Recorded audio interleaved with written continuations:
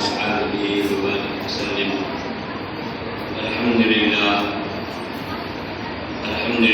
نحمده ونستعينه ونستغفره ونؤمن به ونتوكل عليه ونعوذ بالله من شرور أنفسنا ومن سيئات أعمالنا. من يهده الله فلا مضل له ومن يضلل فلا هادي له. ونشهد أن لا إله إلا الله وحده لا شريك له ونشهد أن سيدنا ومولانا محمدا عبده ورسوله صلى الله تعالى عليه وعلى آله وصحبه وسلم تسليما كثيرا. أما بعد فأعوذ بالله من الشيطان الرجيم. بسم الله الرحمن الرحيم. لقد من الله على المؤمنين إذ بعث فيهم رسولا من أنفسهم يتلو عليهم آياته ويزكيهم ويعلمهم الكتاب والحكمة إن كانوا من قبل لفي ضلال مبين. صدق الله مولانا العظيم. وقال النبي صلى الله تعالى عليه وسلم: العلماء ورثة الأنبياء وإن الأنبياء لم يورثوا دينارا ولا درهما وإنما ورثوا العلم فمن أخذه أخذ بحد وافر أو كما قال عليه الصلاة والسلام. حضرات علماء کرام، میرے محترم بزرگوں، دوستوں، عزیز بچوں اور گھروں میں سننے والے پردہ نشی میرے ماں بہنوں، میرے لیے بڑی سعادت کی، بڑی خوشی کی بات ہے کہ اپنے یہ بستی آفتہ چکوا جو سیتامڑھی کی مشہور بستیوں میں سے ہے، یہاں اس طرح کے پروگرام میں آنے کی سعادت ملی. مجھے یاد پڑتا ہے کہ ایک آدمی اور بھی حاضری ہوئی تھی مسلم صاحب رحمۃ اللہ علیہ کے زمانے میں، لیکن وہ بہت دن پہلے. ظاہر ہے یہاں سے طلبا مشغول کرنا کئی گئے، انہوں نے تعلیم حاصل کیا.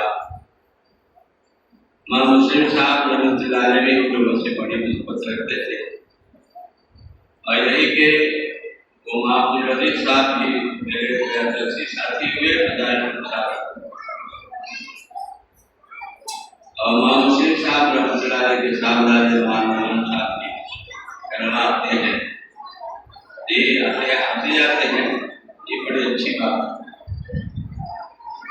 دوستوں، یہ مبارک مہینہ ربیع الاول کا مہینہ اللہ کے محبوب حضور صلی اللہ علیہ وسلم کی پیدائش اور آپ کی برات مبارکہ کا مہینہ ہے. عام طور پر اس مہینوں میں یہ آپ کی سیرت اور آپ کی سوانح عمری پر علماء گفتگو کرتے ہیں، کیونکہ گفتگو جو ہے وہ ماہ کے اعتبار سے بدل ہے. محرم کا مہینہ آتا ہے تو محرم سے متعلق گفتگو ہو، شعبان کا مہینہ آتا ہے تو شعبان کے متعلق گفتگو ہو، رمضان کا مبارک مہینہ آتا ہے تو اس کے متعلق گفتگو ہو، حج کا مہینہ آتا ہے تو حج کے متعلق گفتگو ہو، عید الاضحیٰ بقرعید کا مہینہ آتا ہے تو اس کے متعلق گفتگو ہو. موقع کے اعتبار سے گفتگو ہونا چاہیے. یہ اس طرح کے جو پروگرام ہیں دراصل ہمارے علماء امت کے لیے طبیب ہیں. ڈاکٹر جو ہے اپنے مریض کے مرض کو پہچانتا ہے، تشخیص کرتا ہے اور اس کے اعتبار سے پھر دوا دیتا ہے. ظاہر ہے کہ یہ امت کے یہ جو علماء ہیں، انبیاء علیہ السلام کے وارث ہیں، یہ امت کے طبیب ہیں. مسلم معاشرے کے اندر کیا خرابی ہے اس کی نشاندہی کی جائے اور اس کا علاج بتایا جائے. کوئی مقرر آئے اور ایران قرآن کی حق کر کے اور شعرا بیان تقریر کر کے چلا جائے، وہاں سبحان اللہ ماشاء اللہ بات کر لیا جائے. آئی اسلام پوچھو. مسلم معاشرے کے اندر سود کا رواج بڑھتا جا رہا ہو تو اس پر گفتگو ہونی چاہیے. شراب نوشی کی نوجوانوں کی عادت بڑھتی جا رہی ہو اس کے مطلب بھی گفتگو ہونی چاہیے. زکوٰۃ کے سلسلے میں لوگ کوتاہی کر رہے ہیں اس کے مطلب بھی گفتگو ہونی چاہیے. تو مسلم معاشرے کے اندر جو خرابیاں ہیں ان خرابیوں کو سامنے رکھ کر کے گفتگو ہو. مقصد جو ہے لچھے دار تقریر نہیں ہے. مقصد تو یہ ہے کہ مسلم معاشرے کے اندر جو بیماریاں ہیں خرابیاں ہیں ان کی نشانی پھر اس کا علاج بتایا جائے. دوستو یہ مہینہ ربیع الاول کا مہینہ ہے. کچھ گفتگو اس کی بدتمیزی ہو جائے. دیکھیے اللہ احسان بتلا رہا ہے.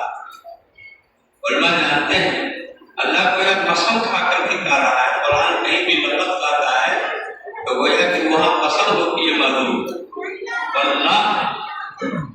اللہ نے ایمان والوں پر اللہ قسم کھا کر کے گویا کہہ رہا ہے کہ ایمان والوں پر بڑا احسان کیا. احسان کیا ہے کہ انہی میں سے ایک عظیم الشان پیغمبر کو بھیجا اور ان کی خوبیاں یہ ہیں کہ اللہ کی کتاب کی تعلیم دیتے ہیں, اللہ کی کتاب کو پڑھ کر کے سناتے ہیں اور ان کے ظاہر اور باطن کا تزکیہ کرتے ہیں. یہ حکمت کی باتیں جو بتا رہے ہیں. اگرچہ جن کے بیچ آئے ہیں یہ پیغمبر اس سے پہلے غافل تھے, جہالت اور نادانی میں تھے. یہ پیغمبر آ کر کے انہوں نے علم کو پھیلایا ہے, اللہ کے ساتھ کا تعارف کرایا ہے, آخرت اور جہنم کا وہ عقیدہ پیش کیا ہے. ایک بات سمجھنے کی ہے, اللہ جو احسان جتلائے گا کوئی معمولی چیز پر احسان نہیں جتلائے گا. جب بادشاہ کوئی سوئی دے تو سوئی پر احسان جتلائے گا. کوئی بادشاہ کسی کو سوئی دے, معمولی چیز حقیقی چیز دے, اس پر احسان نہیں جتلائے گا, اس کو زیبے نہیں دیتا. اللہ جو پورے کائنات کا خالق و مالک ہے اور زبردست قدرت کا حامل ہے اور زبردست علم رکھتا ہے اور ساری خوبیوں کا مالک ہے, وہ احسان جتلا رہا ہے. ظاہر ہے کہ جس نعمت کے اوپر وہ احسان جتلا رہا ہے وہ بہت بڑی نعمت. اللہ نے احسان نہیں جتلایا ہے آپ زمین کے پیدا کرنے پر, آسمان کے پیدا کرنے پر, چاند اور سورج کے پیدا کرنے پر اور دیگر مخلوقات کے پیدا کرنے پر اللہ نے احسان نہیں جتلایا. لیکن ہمارے پر آپ کے آقا حضور سید عالم صلی اللہ علیہ وسلم کی نعمت, آپ کی ذات گرامی جو نعمتیں کو بلا ہے سب سے بڑی نعمت ہے. یہ اس کائنات میں سب سے بڑی نعمت آقا صلی اللہ علیہ وسلم کی ذات گرامی. اس نعمت کے اوپر اللہ احسان جتلا رہا ہے کہ اللہ پاک نے ایمان والوں پر بڑا احسان فرمایا. اور وہ احسان یہ ہے, انعام یہ ہے کہ انہی میں سے ایک عظیم الشان پیغمبر کو بھیجا ہے, یعنی حضرت محمد صلی اللہ علیہ وسلم کو بھیجا. واقعی میں آقا صلی اللہ علیہ وسلم کی ذات گرامی نعمت کبریٰ ہے, سب سے بڑی نعمت. آپ سب سے بڑے رسول ہیں اور سب کے اخیر میں آپ تشریف لائے ہیں. سب سے بڑے رسول ہیں اور سب سے اخیر میں آپ تشریف لائے ہیں. آپ خاتم النبیین ہیں, سارے نبیوں کے ختم پر آپ تشریف لائے ہیں. دوستو اور بزرگو, ہمارا اور آپ کا عقیدہ ہے کہ ہمارے آقا صلی اللہ علیہ وسلم آخری نبی ہے. آپ کے بعد کوئی نبی نہیں آئے گا. سب سے بڑے نبی ہیں اور سب سے آخری نبی. رات آتی ہے, ستارے جگمگاتے ہیں, چاند بھی نکلتا ہے, روشنی پھیلاتا ہے. یہ سب کے وہ آواز آنے کے بعد آفتاب عالم تاب آتا ہے جو پوری دنیا کو روشن کر دیتا ہے اور ستارے اور چاند کی روشنی اسی میں ضم ہو جاتی ہے. تو کو بھی ایسے ہی حضرت نوح علیہ السلام تشریف لائے, حضرت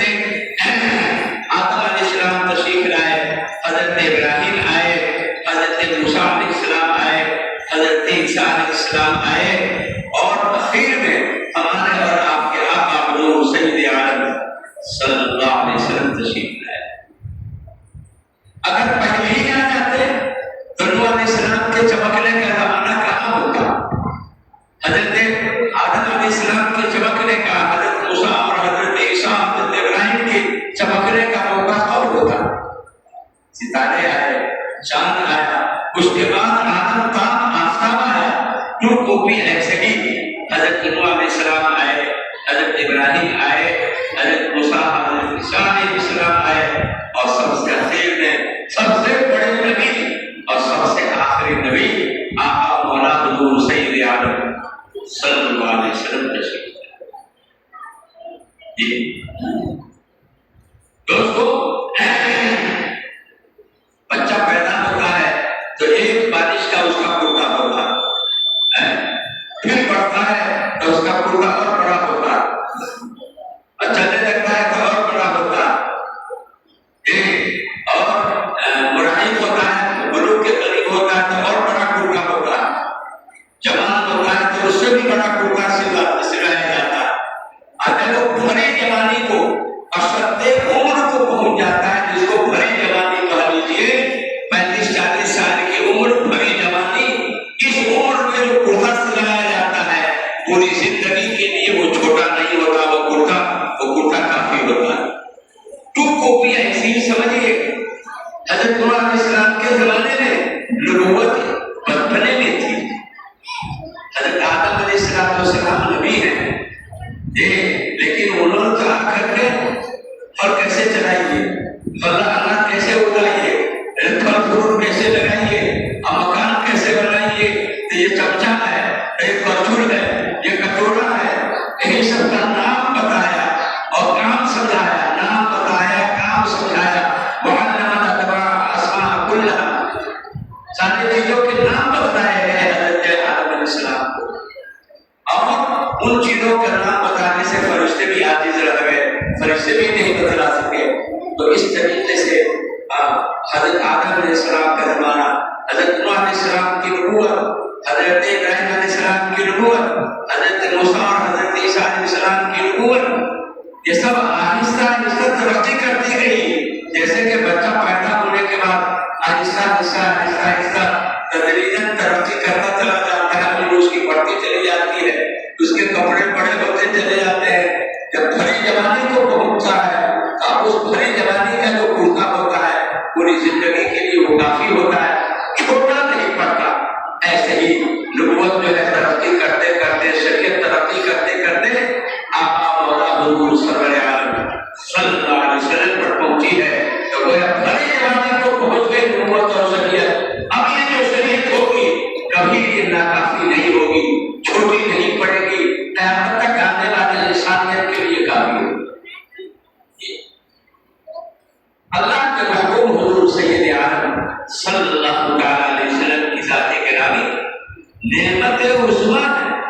نقمہ میں آسمان کے بنانے پر اور زمین کے بنانے پر، چاند سورج کے بنانے پر اللہ نے احسان ہی جتلایا، احسان ہی جتلایا، قرآن پر پڑھ جائے، اللہ نے احسان ہی جتلایا ہے۔ سب بڑی نعمتیں ہیں، یہ اللہ کی قدرت کی نشانیاں ہیں کہ ان کو دیکھ کر کے آدمی اللہ تعالیٰ کی قدرت کا قائل ہو جائے اور اللہ تعالیٰ کی توحید و وحدانیت کا قائل ہو جائے۔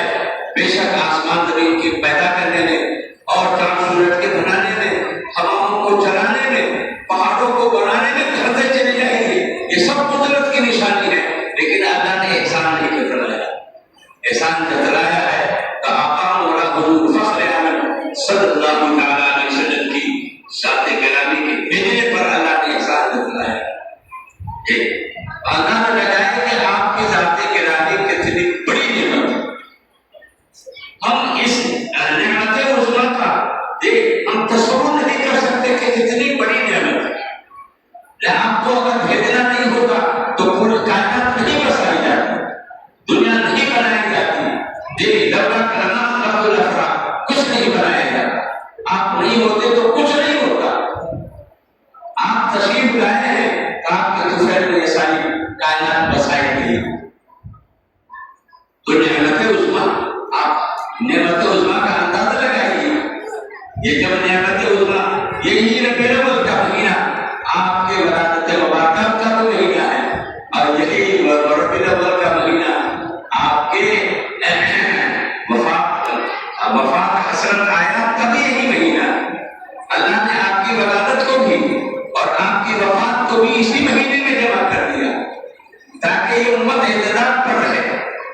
اگر آپ کی ولادت پر پیدائش پر خوشی مناتی ہے یہ امت تو گویا کہ وفات کا غم نہیں، اور اگر وفات پر غم مناتی ہے تو اس کا مطلب یہ ہے کہ ولادت کی کوئی خوشی نہیں، اس لیے میڈیم رہیے، درمیانے میں رہیے، یہ ولادت کی خوشی میں بھاگ نہیں جائیے اور وفات کے غم میں جو ہے نڈھال نہیں ہو جائیے، بیچ بیچ میں رہیے۔ عجیب اللہ کی حکمت، عجیب اللہ کی حکمت ہے کہ یہ امت اعتدال پر قائم ہے، اعتدال پر قائم ہے، بیچ بیچ میں رہے۔ اور آپ کی ذات گرامی کتنی بڑی نعمت ہے، آپ اس کا تصور آپ کو اس وقت سے کیجیے جب آقا صلی اللہ علیہ وسلم کی وفات ہوئی۔ اللہ اکبر، صحابہ کرام آپ جو ہے حجۃ الوداع سے واپس آئے ہیں مدینہ منورہ، بخار آیا ہے، ہفتے میں کئی بار آیا، بار بار بخار آیا، اور بخار اتنا تیز کہ آپ کے پاس میں پانی رکھا ہوا ہے، وقتاً فوقتاً آپ اس میں دست مبارک ڈال کر کے چہرے مبارک پر پوچھتے ہیں، اتنا سخت بخار۔ آخر اس بخار میں کے بعد بھی آپ کی وفات ہوئی۔ جس دن صبح میں وفات ہوئی ہے، فجر کی نماز پڑھا کر کے حضرت ابوبکر صدیق رضی اللہ تعالیٰ عنہ مقام سلم میں چلے گئے تھے جہاں ان کے بال بچے تھے۔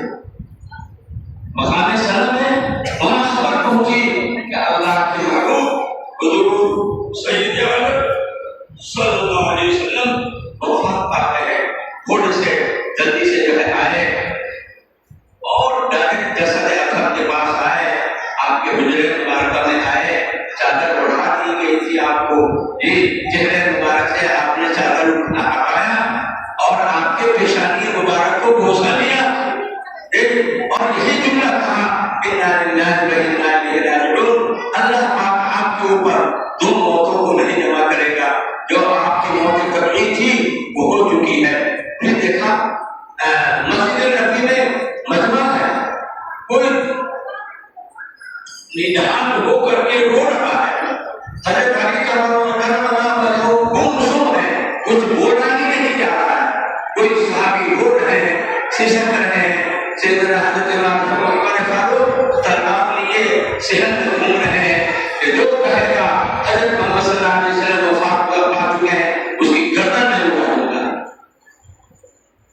ایسے موقع میں سیدنا حضرت ابوبکر صدیق رضی اللہ تعالیٰ عنہ ممبر پر تشریف لائے، کہا کہ لوگوں بیٹھو، اے عمر بیٹھو، بیٹھ گئے اور آپ نے قرآن کی یہی آیت پڑھی، وما محمد الا رسول قد خلت من قبلہ الرسل افإن مات أو قتل انقلبتم على أعقابكم ومن ينقلب على عقبيه فلن يضر الله شيئا۔ دیکھو حضرت محمد صلی اللہ علیہ وسلم صرف رسول تھے، کوئی معبود نہیں تھے، جو معبود نہیں تھے اللہ نہیں تھے کہ جن پر موت آئی نہ ہو۔ بہت سے رسول گزر چکے ہیں، آپ بھی گزر چکے ہیں، اگر آپ کی وفات ہو جائے یا آپ شہید کر دیے جائیں تو کیا الٹے پھر جاؤ گے تم؟ جو بھی الٹے پھرے گا مرتد ہوگا وہ اللہ کا کچھ نقصان نہیں کر سکتا، وہ اپنے پاؤں میں کلہاڑی مارے گا۔ جب یہ آیت پڑھی ہے سیدنا حضرت صدیق نے تو حضرت عمر کہہ رہے ہیں کہ لگتا ہے کہ یہ آیت تو ابھی نازل ہوئی۔ اس کے بعد ان کو شرح صدر ہوا ہے، پھر بیٹھے ہیں، بہت سارے مسائل کھڑے ہوئے، ایک خلیفہ کون ہوگا، آپ کو دفن کیسے کیا جائے گا، آپ کو غسل کیسے دیا جائے گا، آپ کی قبر کیسے کھودی جائے گی، نماز جنازہ کون پڑھائے گا، یہ سارے مسائل کھڑے ہوئے۔ سب سے اہم مسئلہ تھا خلافت کا، خلافت کا مسئلہ سب سے اہم تھا۔ سب سے پہلے بنی ساعدہ میں تشریف لے گئے، معلوم ہوا کہ وہاں انصار مدینہ جمع ہے اور ان لوگوں نے فیصلہ لے لیا ہے کہ مہاجر اور انصار دونوں نے مل کر کے اسلام کی خدمت کی ہے اور اسلام کو چپا چپا پر پہنچایا ہے، دونوں کا حق بنتا ہے، اس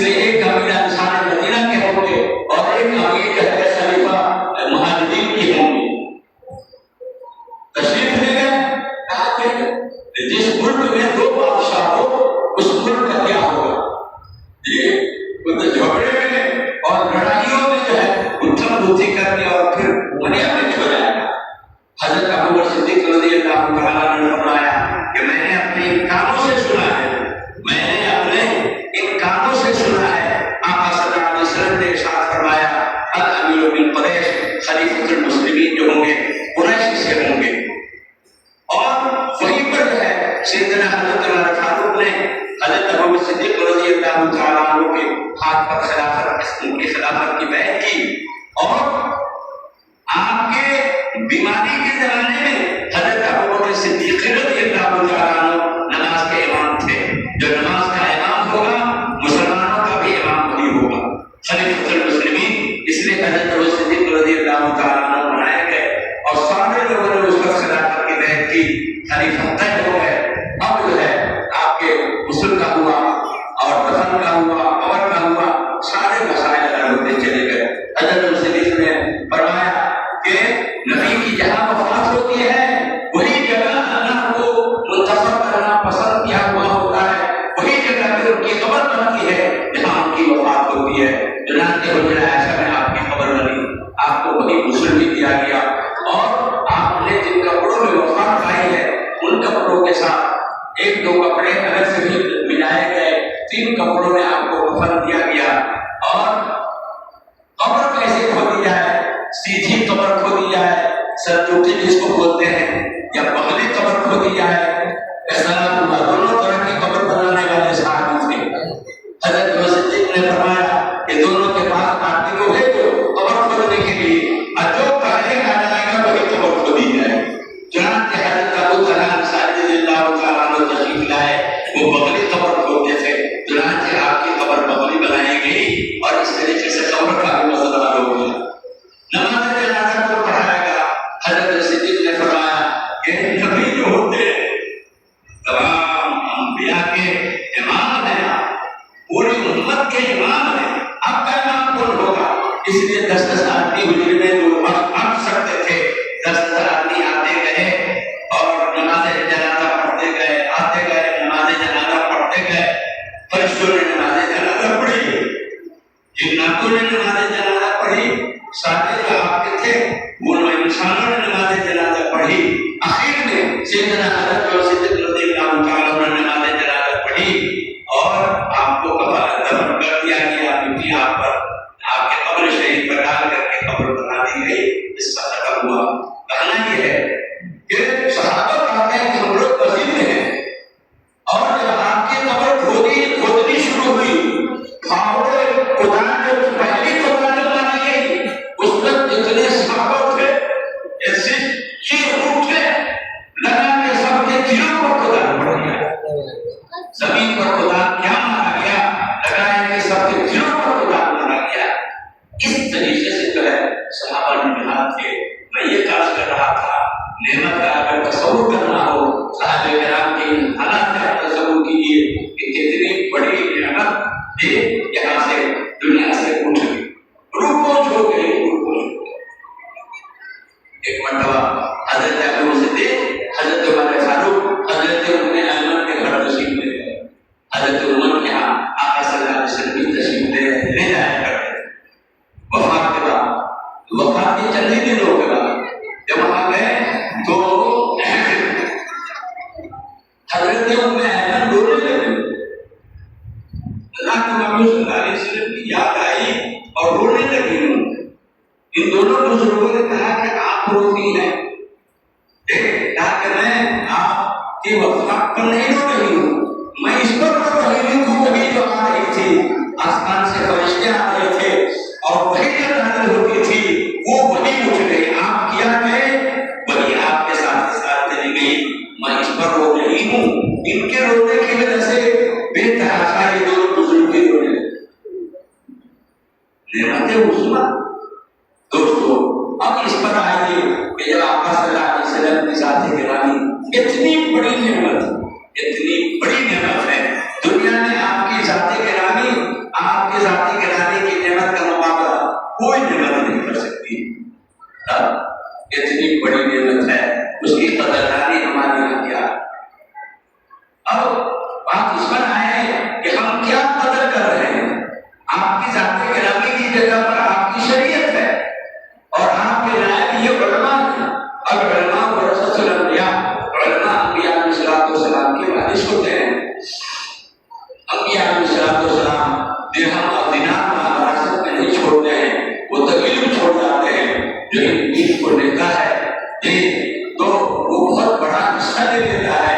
گویا کہ انبیاء علیہ الصلوۃ والسلام کی وراثت جو ہے یہ دینی علم ہے. تو یہ کہنا ہے کہ آقا صلی اللہ علیہ وسلم کی ذات گرامی اتنی بڑی نعمت ہے اور ہمارے یہاں آپ کی ذات گرامی کی کیا خبر ہے؟ یہ ذہن میں آپ رکھیے، آپ کی ذات کی جگہ پہ آپ کی سنت ہے، آپ کے ذات گرامی کی جگہ پر آپ کی سنت ہے. ہم جتنی مضبوطی سے سنت کو پکڑیں گے، شریعت کو پکڑیں گے، گویا اسی انداز سے ہمیں آقا صلی اللہ علیہ وسلم کی محبت ہے اور آقا صلی اللہ علیہ وسلم کی ذات گرامی کی عظمت.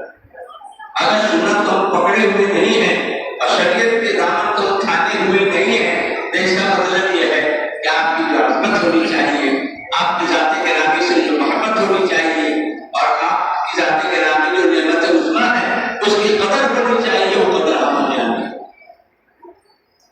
دیکھیے اللہ کے محبوب صلی اللہ علیہ وسلم کے پوری امت کے اوپر 3 حق. سب سے پہلا یہ ہے کہ آپ کی عظمت ہمارے دل میں ہو، اور دوسرا حق یہ ہے کہ آپ کی محبت ہمارے دل میں ہو، اور تیسرا حق یہ ہے کہ آپ کی اطاعت فرمانبرداری ہماری زندگی میں ہو. تینوں لازم مطلب ہے. عظمت ہوگی تب یہ محبت ہوگی، اب محبت ہوگی تو ضرور جو ہے اطاعت فرمانبرداری بھی ہوگی. اگر اطاعت نہیں ہے، اتباع شریعت سنت نہیں ہے، اس کا مطلب محبت میں کمی ہے، محبت میں کمی ہے، عظمت میں کمی ہے. یہ تینوں چیزیں لازم ہیں. آقا صلی اللہ علیہ وسلم کی عظمت ہمارے دلوں میں ہوگی تو یقیناً محبت ہوگی، اور محبت ہوگی تو یقیناً آپ کی اطاعت فرمانبرداری ہوگی. دوستو یہ سب سے بڑی ہماری حاضری ہے. وہ جو کہتے ہیں کوا چلا ہنس کی چال اپنی چال بھول گیا، کوا چلا ہنس کی چال اپنی چال بھول گیا. ہم لوگ اپنی چال بھول چکے ہیں. آقا صلی اللہ علیہ وسلم کی شریعت اور آپ کی سنت کو معاف کے لیے ہم لوگوں نے بلا دیا. آقا صلی اللہ علیہ وسلم کی شریعت اور سنت کی پیروی ہوگی تبھی کہا جائے گا کہ اس دل میں محبت ہے. اور آقا صلی اللہ علیہ وسلم کی عظمت، دیکھیے عظمت دل کے اندر، محبت دل کے اندر ہے. یہ دل ہے کوئی کیڑا پکڑنے نہیں ہے کہ پھاڑ کر کے آپ کو دکھا دیا جائے گا دیکھیے یہ عظمت اور محبت. عظمت دل میں چھپی ہوئی چیز ہے، محبت بھی دل میں چھپی ہوئی چیز ہے. اور ظاہر میں کیا ہے اطاعت. ہم کھانا سنت کے مطابق کھاتے ہیں، سوتے ہیں سنت کے مطابق، جگتے ہیں سنت کے مطابق، مسجد کے اندر آنا جانا سنت کے مطابق، گھروں کے اندر آنا جانا سنت کے مطابق، کرتا پہننا اتارنا سنت کے مطابق، کنگھا کرنا سنت کے مطابق، جوتا چپل پہننا اتارنا سنت کے مطابق. پوری زندگی اگر سنت کے مطابق ہے اس کا مطلب یہ ہے کہ واقعی میں آپ عاشق رسول ہیں.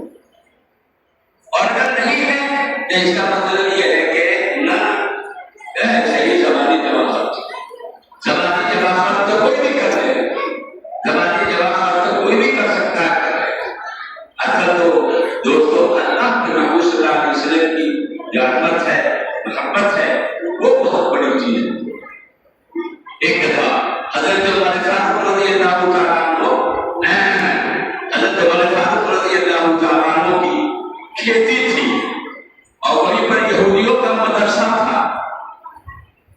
یہ آپ اپنے کھیت میں تشریف لے گئے تو یہودی عالم تھا، اس نے کہا کہ عمر آئیے میرے مدرسے میں. جیسے کوئی آتا ہے چلیے ذرا مدرسے کو دیکھ لیجیے، تو ان کے مدرسے میں گئے تو انہوں نے تورات کا ایک نسخہ، ایک پارہ ان کو دیا کہ یہ توریت ہے، لے جائیے پڑھیے گا.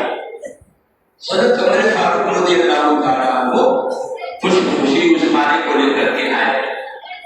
اللہ کے محبوب صلی اللہ علیہ وسلم بیٹھے ہوئے تھے، حضرت ابوبکر صدیق بھی تھے، مجلس لگی ہوئی تھی. حضرت عمر آئے، ابو سلام کے بعد بیٹھ گئے اور کہا کہ اللہ کے رسول صلی اللہ علیہ وسلم یہ توراۃ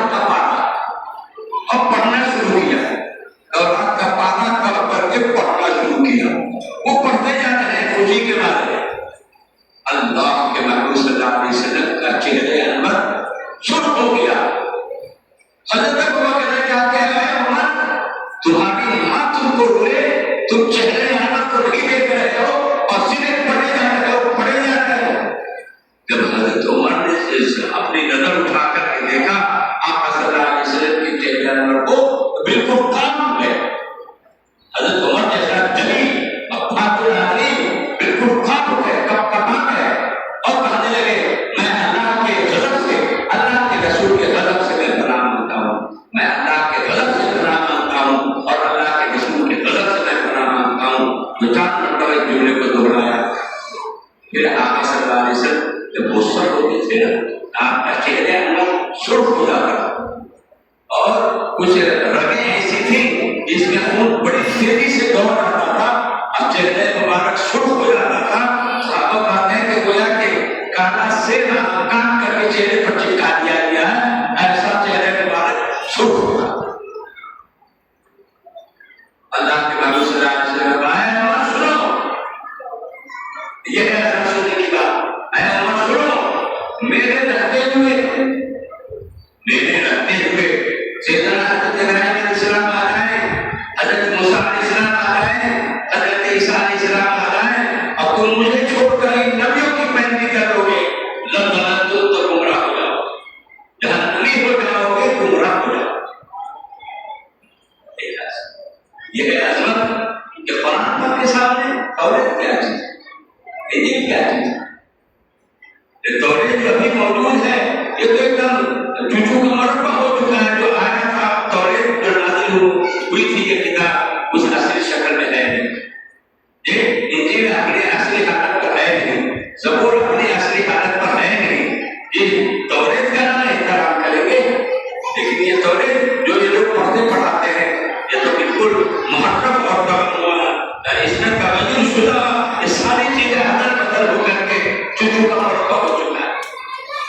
ہم ساری کتابوں پر ایمان رکھتے ہیں، لیکن آج جو موجود ہے توریت اور آج جو موجود ہے انجیل اور آج جو موجود ہے زبور، وہ اپنے اصلی الفاظ و حروف کے ساتھ نہیں۔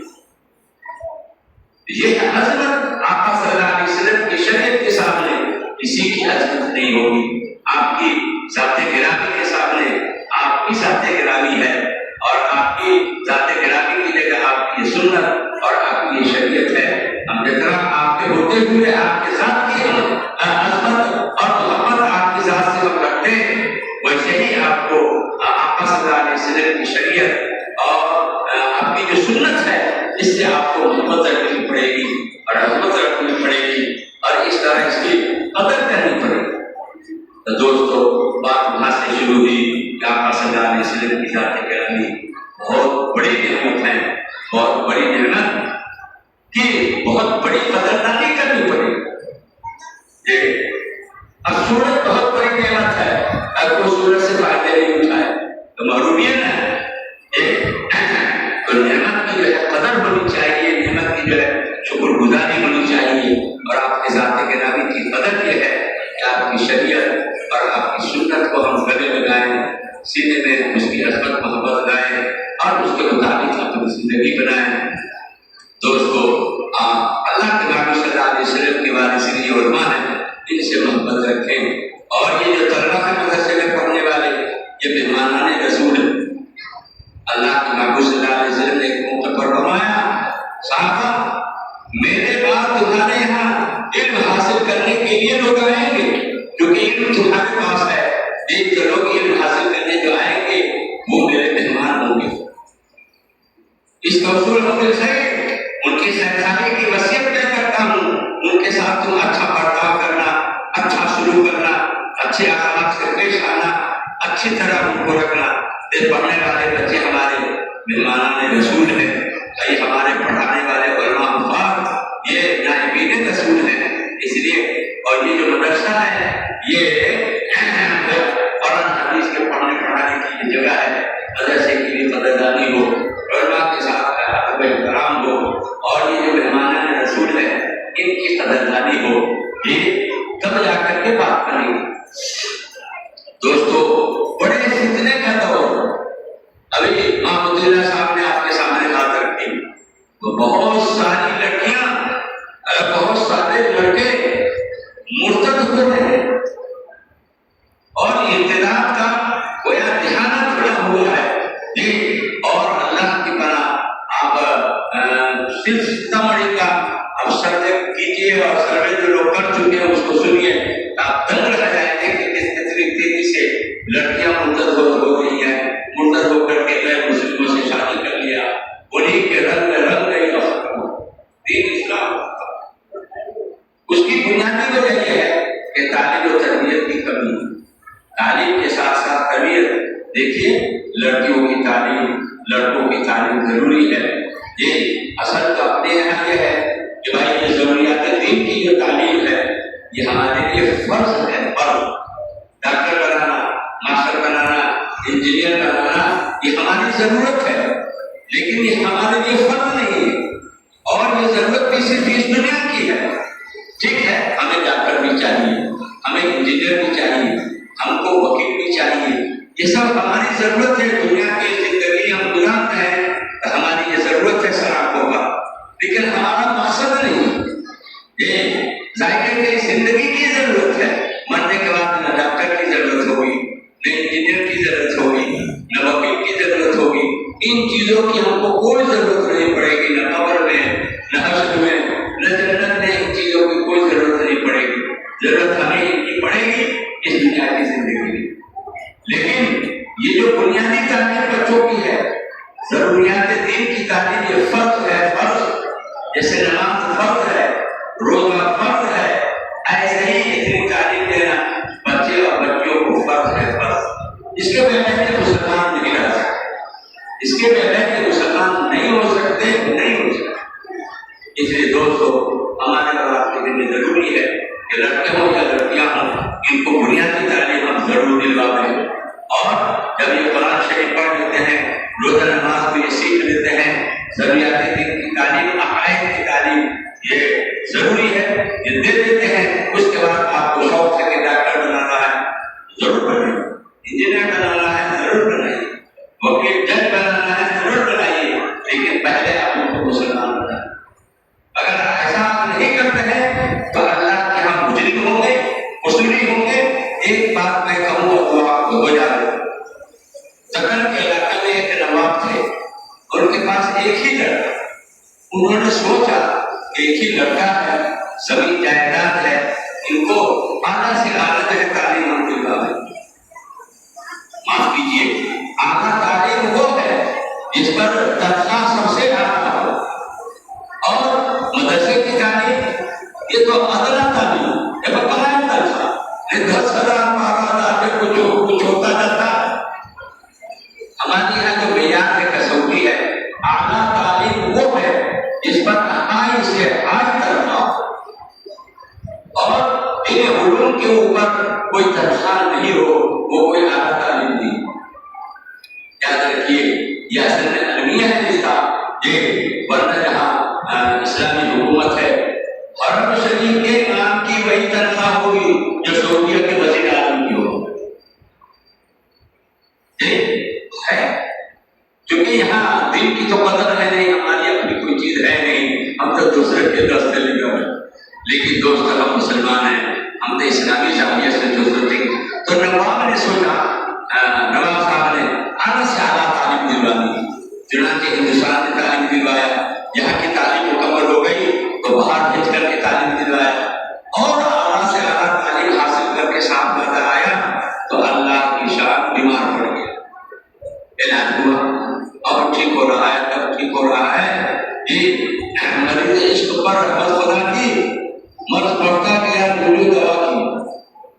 مریض عشق پر رحمت خدا کی، مرض بڑھتا گیا، جوجو دوا کی، مرض بڑھتا ہی چلا گیا، اتنا بڑھ گیا کہ اب مرے گا کب مرے۔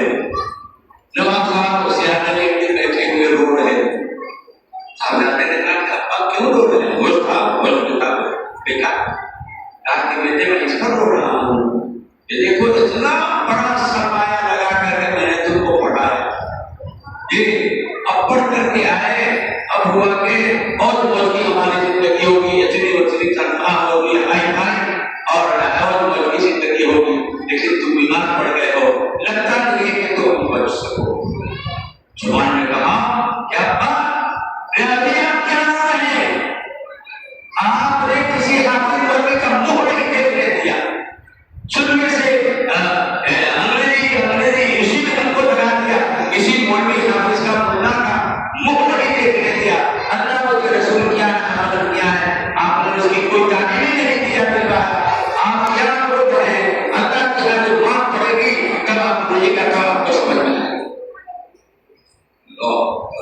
اس نے بڑی زبردست بات کہی ہے، ہم سب کے لیے تعزیانہ ہے، تھوڑا ہے، ہم سب لوگ سمجھیں کہ اپنی نئی نسل کو، ہمارے جو بچے کے لیے بچیاں ہیں، ان کو ضرور آنکھ بند کر کے یہ 4 سال تک ہو تعلیم شروع کرنے کی عمر کو جب پہنچے، آنکھ بند کر کے کسی مولوی حاجی صاحب کے پاس اللہ کے پاس فیصلہ کر کے ضروریات دین کی تعلیم دلوا دیجیے، پھر آپ کو اپنا اور فیصلہ لیجیے۔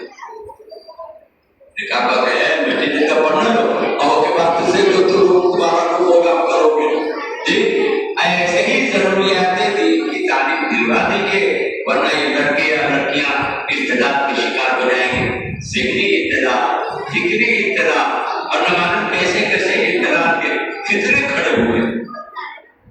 یہ جو لڑکا لڑکی جو مخلوط تعلیم ہے اسلامی، یہ اسلامی یہ مثال ہے نا۔ ہم لوگوں کا جو مزاج ہو گیا ہے لڑکیوں سے مال کمانا ہے، معاف کیجیے کسی ساتھی کو تکلیف بھی ہوگی، لڑکیوں سے مال کمانا، عورتوں سے مال کمانا، یہ اسلامی مزاج نہیں، یہ انگریزوں کا اور مغربی لوگوں کا یہ ذہن ہے، مغرب زدہ جو لوگ ہیں ان کا یہ ذہن ہے، ہم بھی کمائیں بیوی کمائیں، دونوں مل کر کے کمائیں گے تب جو ہے ترقی ہو۔ اسلام کا مزاج یہ نہیں ہے، اسلام کا مزاج یہ ہے کہ ہم کمائیں گے، ہم بیوی بچوں کا خرچ ہم اٹھائیں گے، ہم ان کو کھلائیں گے، ہمارا نہیں کا رستہ۔ یہ عجیب بات ہے، عورتوں کے ذمے کبھی بھی اس کا رستہ نہیں، ماں باپ ہے تو ماں باپ کے ذمے، شادی ہو گئی تو شوہر کے ذمے ہے، جی شوہر انتظام کر دیا، بال بچے انتظام بچے کے اوپر، جی تو اسلام کے اندر جو ہے عورتوں کا کھانا خرچہ خود اس کے اوپر بہت کم، یا تو ماں باپ کے اوپر ہے، یا شوہر کے اوپر ہے، یا اولاد کے اوپر ہے، خود اس کا نفقہ اس کے اوپر ہے۔ یہ عورتوں سے مال کمانا یہ اسلام کا مزاج نہیں ہے، یہ ہماری خیر، اللہ نے ہم کو بازو کا قوت دیا ہے، علم دیا ہے، ہنر دیا ہے، ہم محنت کریں گے، ہم محنت کریں گے۔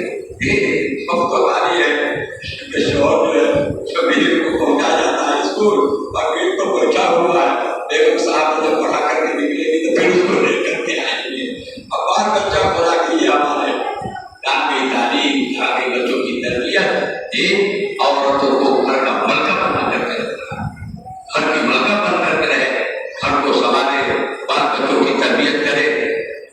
کئی آدمی سے سنا نوکری والی لڑکی ہوگی اسے نہ شادی کریں گے، جی اب مزاج ہے نوکری والی لڑکی سے نہیں کریں گے، وہ نوکری کرنے کے بعد بچوں کی تربیت کریں گے، اب بتائیں گے کہ وہ اسکول کو سنبھالنے کے لیے بتائیں گے، نہیں کریں گے۔ دوست اور بزرگوں، شیر جو ہوتا ہے ایسا غیرت مند جانور، وہ کی بیوی شیر نہیں، اگر کوئی جانور کا شکار کرتی ہے تو بیوی کے شکار کردہ جانور کا گوشت شیر نہیں کھاتا، اس کی غیرت کے خلاف۔ دیکھیے ایک جانور ہو کر کے ایسا غیرت مند ہے، ہم لوگ مومن ہو کر کے بھی غیرت مند ہیں۔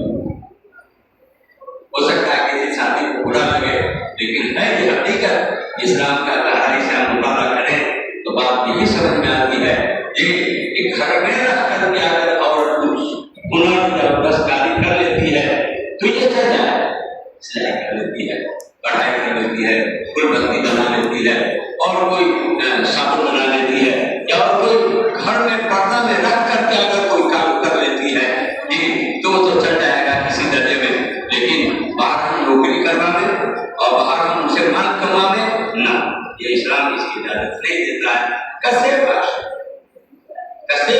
کوئی بھی ہو، سید صاحب ہوتا ہے، شیخ صاحب ہوتا ہے، انصاری صاحب ہوتا ہے، منصوری صاحب ہوتا ہے، کسے پاس جی۔ تو دوستوں میں یاد کر رہا تھا ایک بہت بڑے فتنے سے ہم لوگ گزر رہے ہیں، ایسے ایسے فتنے پڑے ہو رہے ہیں جس کا ہم تصور بھی نہیں کر سکتے۔ یہ ہماری لڑکیاں لڑکوں کے ساتھ جاتی ہیں اسکول کالج میں پڑھنے، ہم لوگ کروا میں نا جہاں پوری بہت سے لوگ پہنچتے ہیں، آئے دن لوگ پہنچتے ہیں، پر ہماری بیٹی جو ہے کھانا کے ساتھ پڑھتی ہے، شراب پکا تو پتہ نہیں چل رہا ہے، ابھی تک گھنٹہ پر یہ کیوں آ جائے، آئے دن اس طرح کے حالات، آتے جاتے محبت ہو گئی، ایک کلاس میں بیٹھنے سے محبت ہو گئی، یہ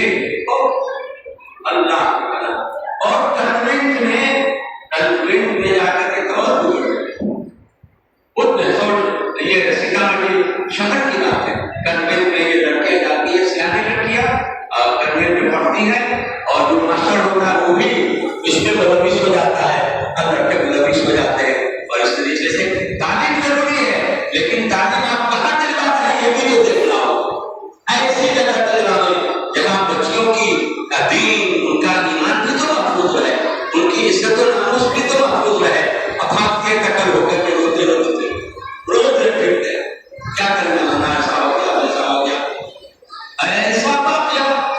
ایک سیٹ ہے کلکتے میں رہتے ہیں, سٹی بڑی کے, ان کی لڑکی ہے بہت شریف, نماز عشاء کی پابند, سب کچھ صحیح.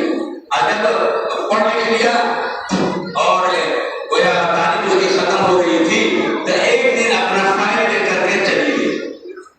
لوگوں نے سمجھا کہ گئی ہوگی ٹیوشن پڑھنے یا کہیں. معلوم ہوا کہ کسی لڑکے سے اس کو تعلق محبت, کورٹ میں جا کر کے شادی کر لی. اب یہ گھر کے لوگ پریشان, سراغ لگاتے, FIR درج کرایا, سراغ لگاتے سراغ نہ کیا کہ فلانی کورٹ میں اس نے یہ کورٹ سے شادی لو میرج کر دیا. ان لوگوں نے پرسیشن دیا, کیس کیا. لڑکا ان کی لڑکی کو لے کر کے حاضر ہوا. لڑکی کو آ کے پوچھتا ہے, یہ لوگ کون ہے؟ ماں باپ نے کہا کہ میری بیٹی ہے. اور لڑکی کہتی ہے کہ نہ ان کو نہیں پہچانتے ہم. ماں باپ کو پہچاننے سے انکار کر دیا کہ نہ ان کو نہیں پہچانتے. آئیے جس بیٹی کے اوپر 25-30 سال محنت کر کے اس کو گریجویٹ بنایا, اس طرح کیا, اور وہ ایک دم صاف انکار کر رہی ہے کہ نہ جب میرے ماں باپ نے کہاں سے بات خراب ہوئی, کہاں سے بات خراب ہوئی. اس لیے دوست اور بزرگوں سمجھ کر کے چلے, یہ اللہ کو حاضر ناظر سمجھ کر کے زندگی گزارے. بال بچوں کے سلسلے میں بہت ہی آپ کو حساب ہونا پڑے گا, بہت ہی غیرت مند ہونا پڑے گا, اور اسلامی شریعت کو آپ صلی اللہ علیہ وسلم کی سنت کا شریعت کو سامنے رکھ کر کے اس کا پاس و لحاظ کرنا پڑے گا. بات شروع ہوئی کہ آپ صلی اللہ علیہ وسلم ہمارے لیے اتنی بڑی نعمت ہے, اور ان کی قدردانی ہم کچھ نہیں کر پا رہے ہیں. آپ کی قدردانی تو یہ ہے کہ آپ کی شریعت, آپ کی سنت ہماری زندگی کا اٹوٹ حصہ ہو جائے, ملنے لائق ہو جائے. اللہ پاک ہم سب کو کہنے سننے سے زیادہ عمل کی توفیق نصیب فرمائے. کچھ باتیں آئیں میرے ذہن میں